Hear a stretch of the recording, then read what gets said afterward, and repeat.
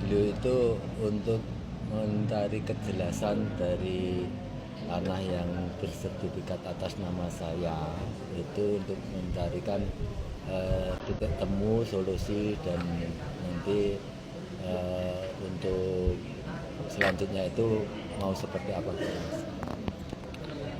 Dari Jogja itu tata ruang, biro hukum, dan panitikismo itu yang dari Jogja.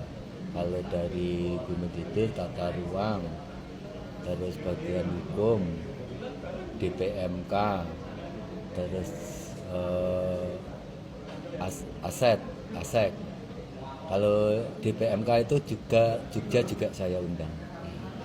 Rilis mas, saya tidak hafal satu persatu, yang jelas semua itu tetap diproses sesuai aturan yang ada tentang keistimewaan, karena bumi di Jogja ini yang tidak terdaftar itu tetap masuk asetnya Ngarsa Dalem yang dinamakan nanti bisa masuk SG atau yang seperti apa nanti tetap miliknya Kesultanan gitu intinya.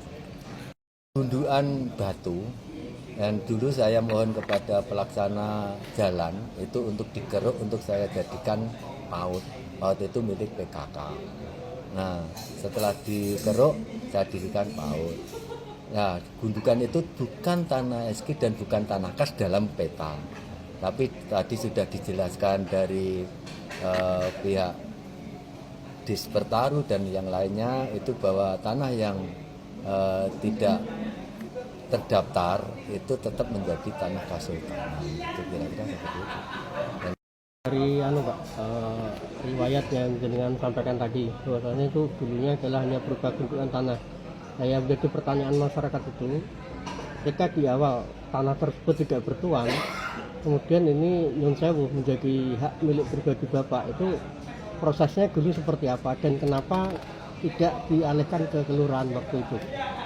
ya ini gini, kenapa pada saat itu saya juga berembuk dengan kepala desa bahwa tanah ini ada tanah gundukan ini yang sudah diratakan. Kalau mau sertifikat langsung atas nama pemerintah desa, saya tidak tahu caranya.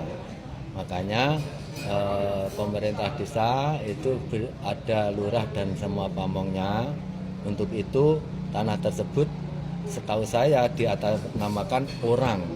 Itu orang itu saya selaku pejabat yang membidangi tanah itu dijadikan atas nama dalam sertifikat itu dengan itikat baik. Setelah jadi sertifikat itu kami serahkan ke desa menjadi aset desa.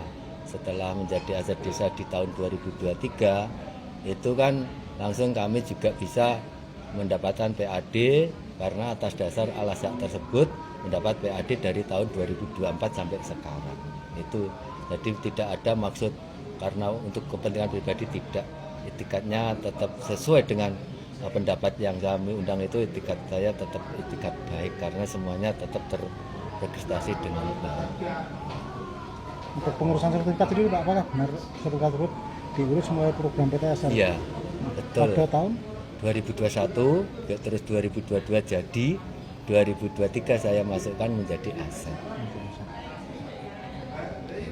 Terus ini Pak, tadi kesimpulan apakah ada dugaan dari pemerintah kelurahan itu istilahnya dengan sengaja untuk maladministrasi dari proses ini? Oh tidak, tidak ada. Karena dari yang saya undang pun juga tidak sama ke situ, tidak ada.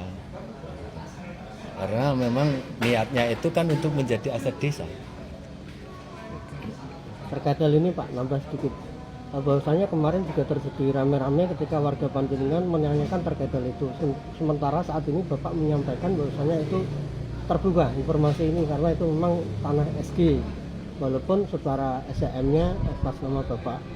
Yang mengenai apabila ada warga Panjenengan yang menanyakan kembali lebih detail, kemudian mungkin hadir ke sini atau memang bertemu dengan jenengan, tanggapan jenengan seperti apa ke depannya Pak setelah seperti ini? Yang jelas kalau kemarin itu sebetulnya saya juga tidak emosi ya Mas. Tapi karena saya itu sudah diviralkan di mana-mana. Kalau mungkin saya menanggapi itu ada kata-kata yang kurang pas, ya saya mohon maaf.